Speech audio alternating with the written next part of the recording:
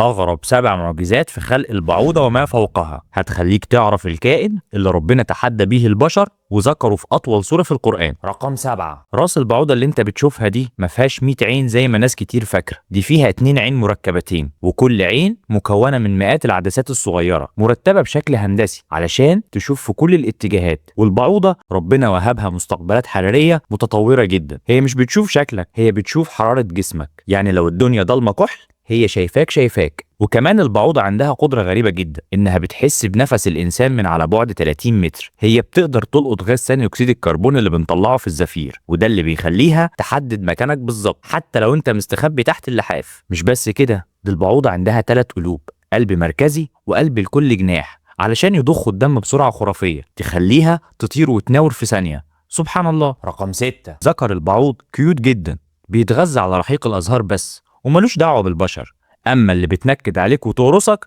فهي الأنثى، وده مش رخامة على فكرة، ده لأنها محتاجة البروتين اللي في دمك علشان تقدر تبيض وتنتج أجيال جديدة، يعني هي بتخاطر بحياتها وبتاخد علقة موت علشان خاطر عيالها. سبحان الله. رقم 5، انت فاكر إنها إبرة واحدة بس اللي بتشكك، لكن الحقيقة إن خرطوم البعوضة فيه 6 مشارط، 2 بتقطع بيهم الجلد زي المنشار، و2 علشان يوسعوا الجرح، و1 علشان يشم ويحلل الدم كمان، وواحد تاني علشان يسحب الدم. سبحان الله. رقم 4، البعوضة دكتورة بنج شاطرة جدا، أول ما بتغرز خرطومها بتفرز مادة مخدرة بتخلي جلدك يفقد الإحساس في المنطقة دي، ومش بس كده، دي بتفرز مادة تانية تمنع تجلط الدم علشان الدم يفضل سايل وتعرف تشفطه بسهولة. أما الحكة اللي بتحس بيها فده رد فعل جسمك للمواد دي بعد ما هي ما بتكون خلصت ومشيت خلاص، دي مش مجرد قرصة، ده عملية جراحية كاملة بتتعمل في ثانية من غير ما تحس. سبحان الله. رقم 3، البعوضة في ناس دمهم بالنسبة لها سكرة، اللي هم فصيلتهم او، فبتقدر تعرفهم وتستهدفهم هم بالذات من وسط 100 واحد قاعدين. وصوت الإز اللي بيطير النوم من عينيك ده مش صوت بقها على فكرة، ده صوت جناحاتها. البعوضة بتضرب جناحاتها من 400 ل 600 مرة في الثانية الواحدة. رقم 2، ربنا قال في القرآن: إن الله لا يستحيي أن يضرب مثلا